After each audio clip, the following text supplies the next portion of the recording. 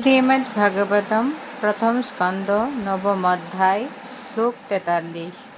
সুত উবাচ কৃষ্ণায়েবং ভগবতি মনোবাক্যদৃষ্টিবিবৃত্তিভিः আত্মনি আত্মনম আবেশ্য স্বন্তশাসোপরমত।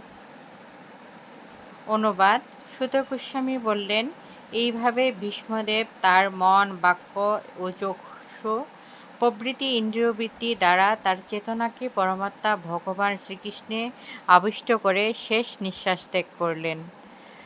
কৃষ্ণে, ভগবান শ্রীকৃষ্ণে এবং কেবল ভগবতী পরমেশ্বর ভগবানে মন, মনের দ্বারা বাক্য, দৃষ্টি, দৃষ্টি বৃত্তিভি ইন্দ্রিয়ের বৃত্তি, আত্মনি পরমাত্মায় আত্মানাম জীবাত্মাকে আবিষ্ট করে তিনি অন্তঃশ্বাস শেষ নিঃশ্বাস উপারমত ত্যাগ করলেন।